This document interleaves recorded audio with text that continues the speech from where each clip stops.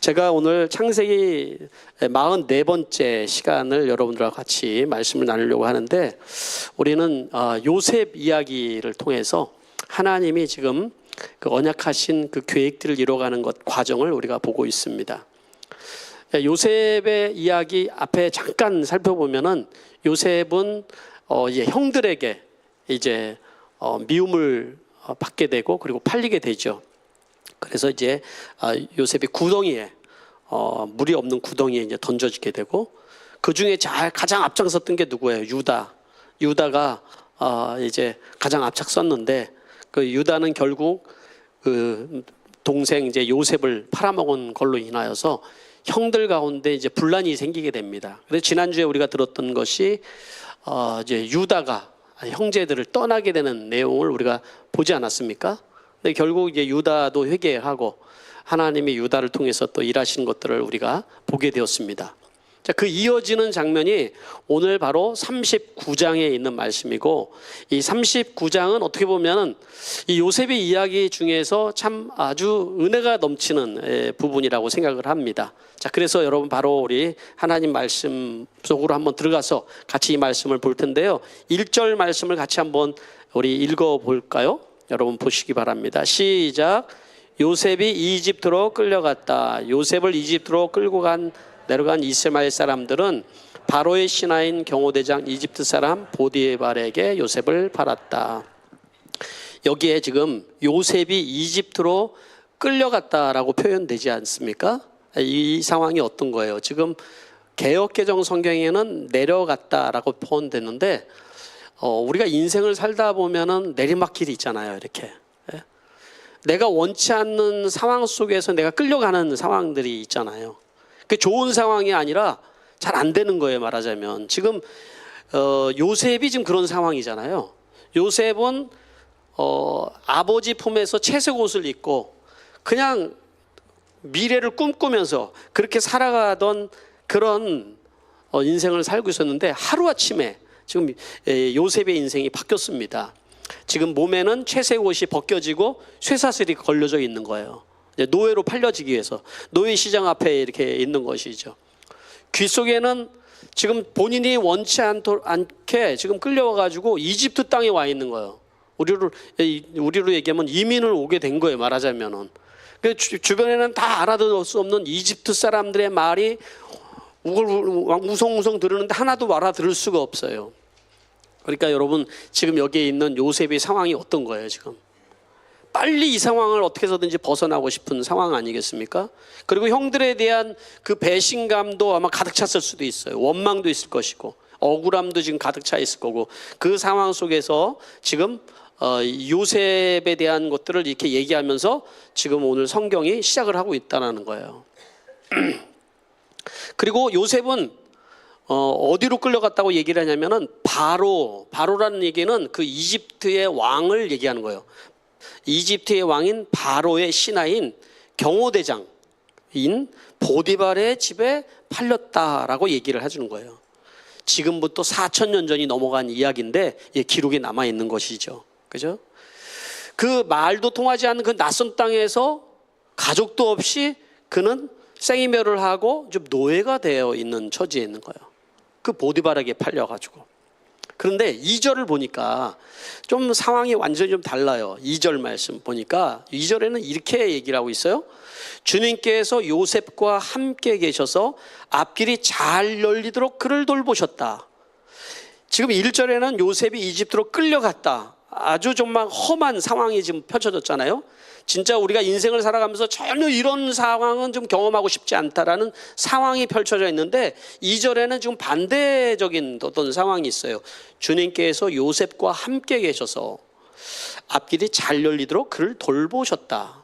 근데 이거를 제가 성경에서 개역개정 성경에는 이걸 뭐라고 표현되어 있냐면, 그가 형통한 자가 되었다 이렇게 되어 있어요. 그리고 영어 성경 NIV의 성경에는 이걸 뭐라고 표현되냐면 successful, 성공했다 이렇게 표현됐어요. 좀 재밌지 않아요? 여러분, 이 문장이 좀 이상하지 않아요? 지금 요셉의 상황은 지금 이집트로 끌려가서 노예가 돼서 지금 굉장히 정말 힘든 상황, 인생에서 이런 시간을 경험하고 싶지 않은 그런 상황에 빠져 있는데 지금 2절 말씀은 지금 뭐라고 얘기를 하고 있다고요? 요셉이 형통했다.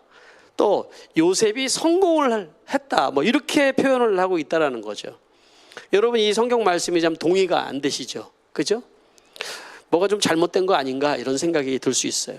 요셉은 지금 노예 시장에 있는 상황인데 정말 요셉이 이집트에 와서 형통을 했다라고 하면은 그가 노예가 아니라 뭔가 정말 이 이집트에서 뭔가 잘 되고 진짜 하는 것마다도 뭐 정말 많은 영향력을 끼치면서 그래서 뭔가 잘 되고 있는 상황 속에서 이 말씀을 한다 그러면 아 요셉이 이집트 땅에 가더니 참 잘 풀렸구나, 성공하고 있구나 이렇게 얘기할 수 있었을 거예요.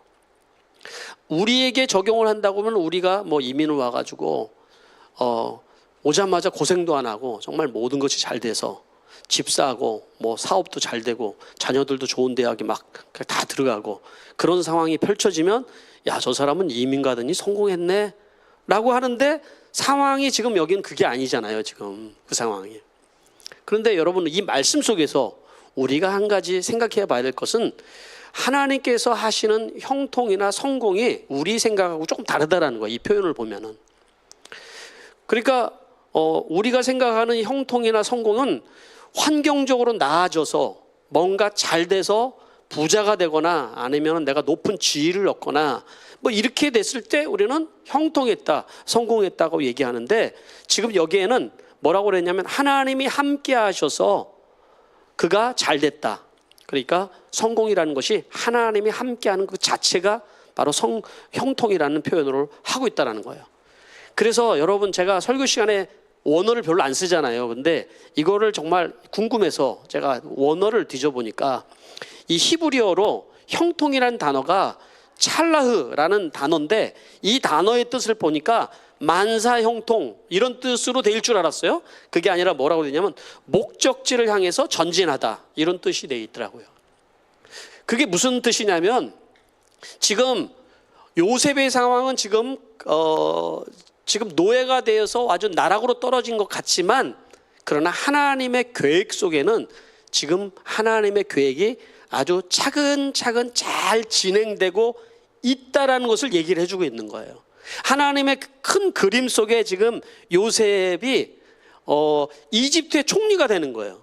근데 이집트의 총리가 되기 전에 요셉은 이집트 땅에 와야 되고 그리고 거기서 노예가 되어야 되는 상황 속에 있다라는 거예요. 하나님의 계획은 원래 계획대로 지금 잘 진행되고 있으니까 이것은 요셉이 지금 형통한 상황이다 이렇게 표현을 하고 있다라는 거예요. 전혀 우리 눈에는 형통해 보이진 않는데 요셉은 30년 뒤에 애굽의 이제 이집트의 총리가 됩니다. 그리고 보디발의 집에서 13년 동안 노예 생활을 합니다. 그리고 성경은 얘기를 합니다. 뭐라고 얘기를 하냐면 주님께서 요셉과 함께 계셔서 이걸 계속 강조를 하고 있어요. 주님께서 요셉과 함께 계셔서 여러분 우리 인생이 하나님이 여러분과 함께 계시다면 여러분 형통한 삶을 사는 거예요. 하나님이 여러분과 함께 하지 않을 때 그것은 인간적으로 봤을 때 성공하고 그리고 잘 되는 것이 하나님은 입장에서는 형통이라고 얘기를 하지 않는 것이죠. 자, 그렇다면 여러분 저는 이 말씀 오늘 이 내용이 이제 요런 내용인데 이 말씀 속에서 요셉이 그렇다면 어떻게 해서 이런 절망적인 상황에서 어떻게 하나님을 의지하면서 살아갈 수 있었을까 하는 것을 한번 묵상해 봤습니다. 첫 번째는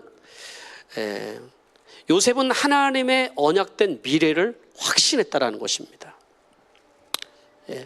첫 번째는 하나님의 언약된 미래를 요셉이 확신했다. 뭐 요셉의 이야기가 요셉은 굉장히 긍정적인 사람이어서 어떤 상황에서도 긍정의 힘을 믿고 그가 열심히 해가지고 이 고난을 이겼다. 저는 그 얘기를 하는 게 아니에요. 성경이 그 얘기를 하고 있는 게 아닙니다. 그렇죠? 요셉은 지금 어려서부터 아브라함의 이야기를 듣고 아브라함에게 줬던 그 언약의 말씀을 들은 사람이에요. 그리고 꿈을 통해서도 하나님의 언약의 말씀을 확인했던 사람입니다. 상황은 형들에게 팔려서 지금 노예로 와 있지만 그의 마음속에서는 하나님의 언약의 말씀이 그 안에 자리 잡고 있는 것이죠. 지금 그 말씀이 자리 잡고 있어서 아브라함에게 주셨던 그 말씀이고 자기에게 주셨던 말씀인데, 너를 통해서 모든 민족이 복을 받고 너를 통해서 모든 열방이 복이 될 것이다, 이 말씀인 거죠. 그걸 붙들고 살아가는 사람이었다라는 것이죠. 여러분, 우리는 예수를 믿는 순간부터 하나님께서 우리에게 예정되고 축복하신 그 미래가 있습니다. 궁극적인 영원한 하나님 나라이기도 하죠. 그러나 하나님이 한 사람 한 사람 하나님이 계획하시는 그런 놀라운 계획들이 있고, 그 계획을 하나님이 계획 안에서 이루어 간다고 저는 믿습니다.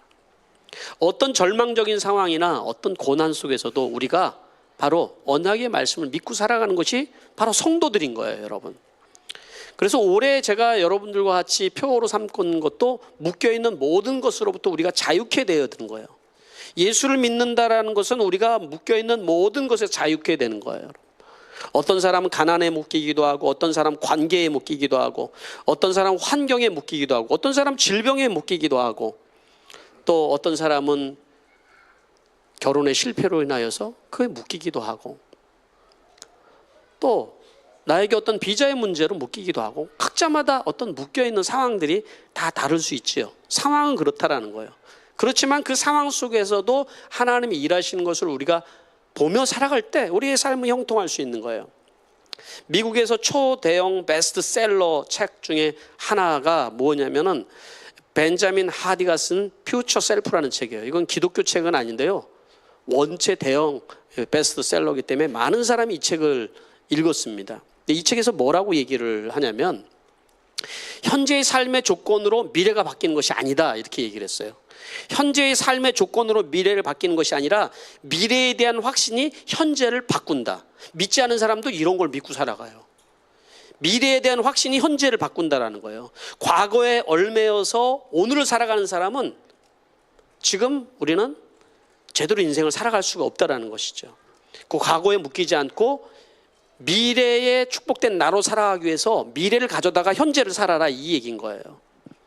그리고 벤자민 하디가 자기 이야기를 합니다. 자기 얘기 어떤 얘기냐면, 청년 이제 20대예요. 결혼을 했지만 20대에 작가를 꿈꾸는 평범한 그런 대학생이었는데, 자기 아내와 함께 이야기를 하다가 우리가 아이를 입양해서 3명을 키우자고 얘기를 합니다. 근데 이 아이들이 어떤 아이들이냐면, 마약하는 부모 밑에서 학대받고 상처받고 자란 아이들인 거예요. 아무도 이 아이들을 거들떠 보이지 않는 그런 아이들인 거예요. 방치되어 있는 거죠. 그러니까 상처가 굉장히 많을 거 아니에요. 이 아이들을 입양을 해서 자기들이 키우자고 얘기했는데, 하디는 사실은 마음은 그렇지만 내가 만약에 저 아이들을 데려다가 키우기 시작하면은 나의 삶은 굉장히 엉망이 될 거야. 도망치고 싶고, 그리고 이제 막 육아의 전쟁이 시작이 되면서부터 나의 삶은 이제 엉망이 될 거야 라는, 사실은 그 자유롭지 못한 거에 대한 고통이 있었어요. 그렇지만 하디가 자기가 이 아이를 키우기로 결정하는 순간 자기는 미래를 결정했다고 얘기를 해요. 현재의 상황은 이 아이 때문에 내가 고통받는 상황이고, 이 아이들은 상처가 많고, 그리고 보호받지 못하여서 그 아픔도 많이 있고, 그러니까 그런 것들이 다 튀어나와서 정말 나의 삶을 다 엉망으로 만드는 그런 상황이지만, 하디는 이미 이 아이들을 입양하는 순간 내가 좋은 아빠가 되기로 결정하고 좋은 아빠로 살아가기로 결정을 합니다. 그래서 실제적으로 이 아이들이, 지금 상황은 이 아이들이 상처가 많은 아이다 보니까 정말 모든 것이 문제가 있는데, 이 아이의 좋은 아빠가 되기 위해서 미래의 자기의 좋은 아빠로서 오늘을 살아가요. 어떻게 됐을까요? 이 아이들을 정말로 따뜻하게 사랑하게 되었고, 이 아이들의 삶이 바뀌었다는 얘기인 거죠. 네? 현재가 미래를 바꾼 것이 아니라 내가 지금 현재 미래를 살아가면서 현재를 바꿨다는 얘기를 해주고 있는 것입니다. 여러분, 우리의 삶이 바뀌는 것은 현재 내가 뭐가 이렇게 돼서 바뀐다, 이런 생각을 하면 우리는 항상 이 현실에 묶여 살아갈 뿐인 거예요. 제가 설교를 준비하고 있는데 목사님 한 분이 저에게 카톡을 보내셨어요. 제가 평소에 목사님이 너무 큰 어려움을 당해서 제가 기도를 하고 있던 목사님이에요. 근데 이 도시에 살고 있지는 않아요. 예. 혹시 궁금해서 막 물어볼까 봐 제가 얘기를 드리는 거예요. 네. 카톡이 왔어요. 목사님, 제가 이런 상황에 이렇게 어려움이 있는데 제가 다시 개척하는 심령으로 목회를 시작하려고 해요. 근데 저처럼 이런 상황에서 이렇게 해가지고 다시 재기한 사람이 있나요? 나한테 물어보는 거예요. 이런 상황에 내가 한다고 사실 될까요? 이런 거잖아요. 근데 갑자기 제가 성령의 지혜를 줘가지고 뭐라고 대답을 했냐면 딱 한마디를 썼어요. 미래의 목사님이요. 못 알아듣나요? 네, 알아듣죠? 일부는 잘 알아듣더라고요. 나도 그런 사람은 못 봤지만 미래의 목사님이 그 사람이 될 것 같아요. 이렇게 얘기를 했어요. 이 목사님이 감동을 받으셨을까요? 안 받았을까요? 잘 몰라요, 저도. 카톡이라서 몰라요. 그래서 그 목사님을 생각하면서 또 칼럼도 썼어요, 제가. 이번 이제 국제가정교회 사역원의 원장의 코너에 썼던 칼럼이 그 내용이에요. 지금 현재 상황은 정말 내가 아무것도 되어지지 않은 상황이고 너무 힘든 상황이고 정말 내가 이렇게 살아갈 필요가 있나라는 생각이지만 그러나 요셉은 어떻게 살았다는 거예요? 하나님이 자기를 향한 계획을 끌어다가 오늘을 살았다라고 얘기를 해주고 있는 것입니다. 그게 요셉의 삶이고 하나님 보기에 참 아름다운 삶이었다고 얘기를 해주는 거예요. 두 번째는 바로 현재를 하나님과 함께 삶이라는 거예요. 단순히 미래에 대한 확신, 미래에 나는 하나님이 잘하니까 날 축복할 거야, 이렇게만 살아가는 것이 아니라 오늘 하루를 내가 어떻게 살아가는 거, 그게 굉장히 중요하잖아요. 오늘 하루. 여러분, 미래에 대한 확신이 있는데 내가 오늘 하루를 엉망으로 살아간다면 그거는 하나님이 원하는 삶이 아닌 거예요. 그게 3절 말씀을 같이 한번 읽어보겠습니다. 시작. 그 주인은 주님께서 요셉과 함께 계시며 요셉이 하는 일마다 잘 되도록 주께서 돌보신다는 것을 알았다. 이 말이 뭐예요, 여러분? 사람들이 보니까 요셉이 하는 일마다 너무 잘 되는 거예요. 너무 잘하는 거예요. 쟤는 어디 히브리 노예로 끌려왔는데 같은 노예들도 보기에도 야, 쟤는 뭐가 다르네, 좀 뭔가 특별한 것 같아. 보디발이 보기에도 보니까 야, 요셉은 뭐가 다른 것 같으네. 쟤를 보니까 나는 하나님은 잘 모르지만 쟤 뭐가 있는 것 같아. 이런 마음이 들었다라는 거예요, 지금. 그래서 보디발은 하나님을 모르는 사람이에요. 그렇지만 요셉을 통해서 하나님을 봤다라는 거예요. 하나님을. 여러분, 믿지 않은 사람들은 여러분 하나님을 믿지 않습니다. 하나님 보이지 않습니다. 하나님을 어떻게 볼까요? 여러분을 통해서 하나님을 보는 거예요. 여러분의 삶에 하나님이 함께 하는 것을 보면서 하나님이 살아계시는구나, 야, 나도 저런 삶을 한번 살아보고 싶네 라는 마음이 들어야 된다는 거죠. 믿지 않은 사람은요, 성경책을 보지 않습니다. 성경에 무슨 내용이 되어 있는지 관심이 별로 없어요. 읽어도 무슨 말인지 모르겠다고 얘기합니다.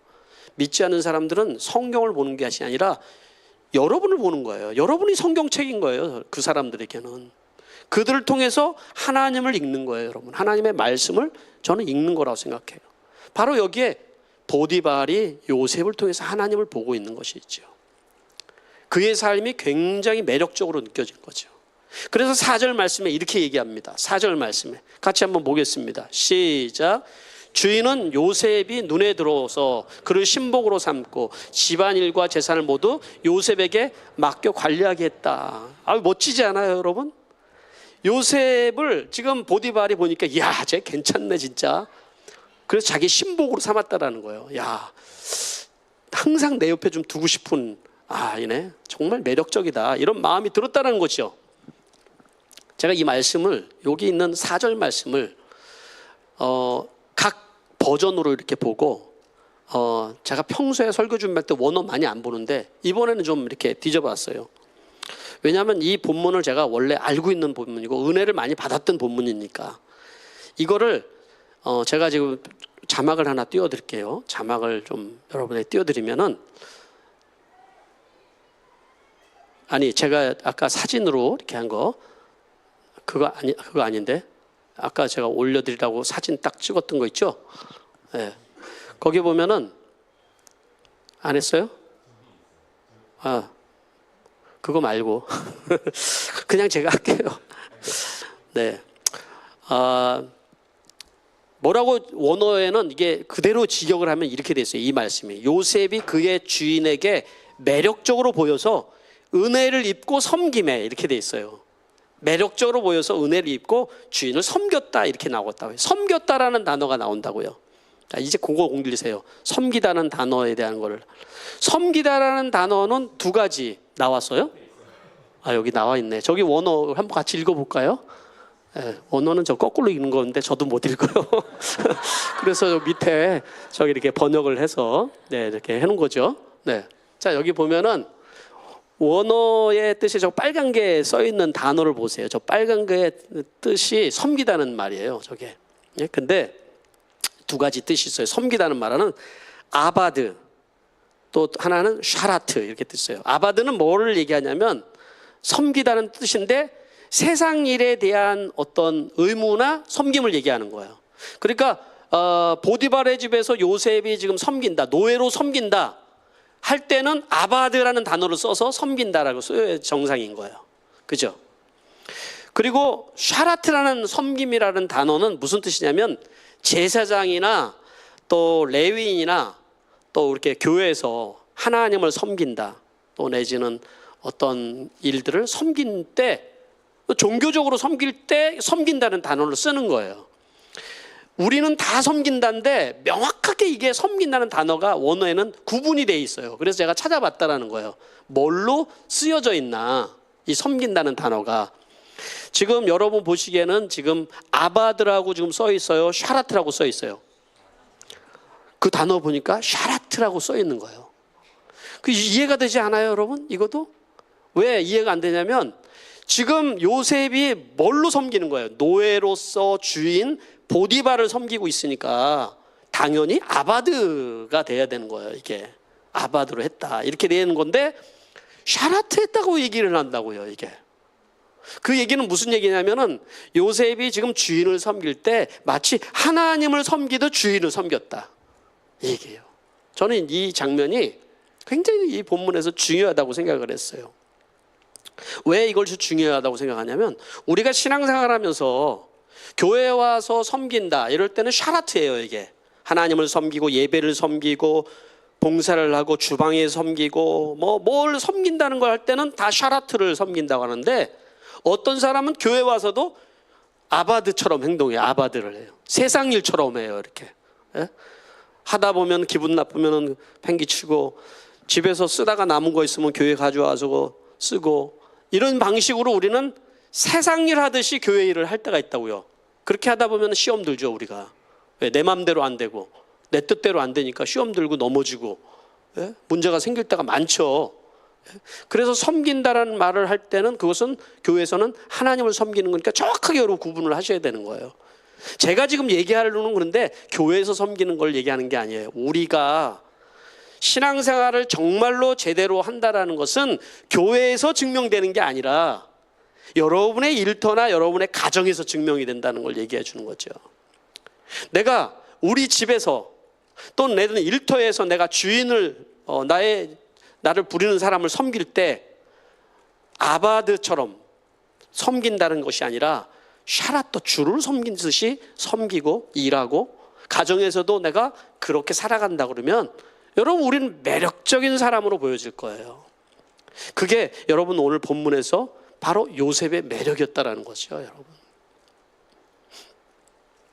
보디발은 하나님을 알지 못하는 사람이었지만은 그가 자기를 어떻게 섬기는지 또 자기 일을 어떻게 하는지를 보면서 하나님을 본 거죠. 여러분 그런 삶이 참으로 하나님이 함께하는 삶이었고 그리고 축복된 삶이었고 세상 사람들에게는 하나님이 함께하는지는 모르지만 매력적으로 느껴졌다는 것을 얘기해 주고 있는 것입니다.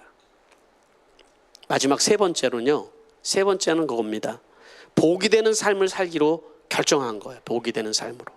5절 말씀 마지막으로 있는 말씀이죠. 같이 한번 읽어보면 이렇게 기록하고 있습니다. 시작.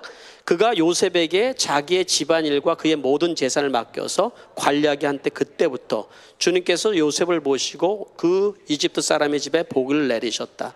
주님께서 내리시는 복이 주인의 집 안에 있는 것이든지 밖에 있는 것이든지 그 주인이 가진 모든 것에 미쳤다. 저는 이 마지막 5절 말씀의 삶이 여러분의 삶이었으면 좋겠어요. 네? 그렇지 않아요? 요셉 하나 때문에 지금 보디발의 집에 지금 어떤 복이 임했다는 거예요. 그 집에 복이 임하고 밖에 나가면은 채소며 과일이며 심는 것에 복이 임하고 보디발이 만나는 사람과 보디발과 관계된 모든 사람이 다 복을 받았는데 그게 누구 때문에 그랬다고 얘기를 하고 있는 거예요? 요셉 때문에 그렇게 되었다. 이렇게 얘기를 하고 있는 거죠. 이게 크리스찬들의 삶이어야 된다고 좀 믿는 것이고 그것을 놓고 우리가 기도해야지 되지 않나 생각을 하는 것이죠. 요셉은 하나님과 함께 하셔서 이 본문에서 계속 우리에게 말씀한 요셉은 하나님과 함께 하셔서 그가 가는 곳마다 복이 된 거예요. 복이. 그러니까 우리가 생각하는 성공이나 형통이라는 것은 내가 열심히 일하고 내가 뭔가 많은 것을 누리고 지금 가졌기 때문에 성공한다고 얘기하지만 성경이 얘기하는 성공이나 형통은 하나님이 함께 하셔서 복이 되는 거예요. 복이. 우리는 나 하나 복 받고 잘 살았으면 좋겠습니다라고 얘기하지만 그러나 성경이 얘기하는 너를 통해서 복을 받아야 되는 거야 라고 얘기를 하고 있다는 거죠. 이 사고의 전환이 여러분 진정한 우리가 크리스찬으로 살아갈 건지 아닌지를 생각할 수 있어요. 나 하나 예수 잘 믿고 천국 가면 되지 이렇게 살아간다면 여러분 매력 하나도 없는 크리스찬으로 살아갈 수 있어요. 정말 우리는 이 땅에서도 하나님 나라를 살아가는 사람이 되어야 되거든요. 여러분이 목장에 왜 갑니까 여러분? 이 세상에서 어떻게 매력적으로 우리가 보일까? 어떻게 우리가 이 고난 속에서도 어떻게 살아가는 것을 우리가 연습하고 훈련하기 위해서 목장에서 여러분 같이 나누지 않아요? 그 목장에서 세상에 이런 일 있고 저런 일 있고 나 이렇게 아픈 일이 있었는데 넋두리 하고 그리고 거기 그 수준으로 우리가 머물고 있다 그러면 여러분 그 안에 진짜 하나님이 함께 하시는 하나님 나라를 경험할 수 있을까요? 하나님의 나라는 여러분 죽어서만 가는 것이 아니라 예수님께서도 말씀하시길 지금 너희 안에 있다고 말씀하셨어요. 그리고 두세 사람이 함께하는 그곳에 내가 함께하고 그곳이 하나님 나라고 그곳에 여러분 하나님 나라가 이미 임하였다라고 얘기를 해주고 있는 것이거든요. 여러분 요셉을 통해서 완성된 하나님 나라는 아니었지만은 그러나 이미 임한 하나님 나라를 그 보디발의 집 믿지 않는 그 보디발의 집에서 임한 것처럼 여러분의 삶을 통하여서 여러분의 가정 안에 여러분의 일터 안에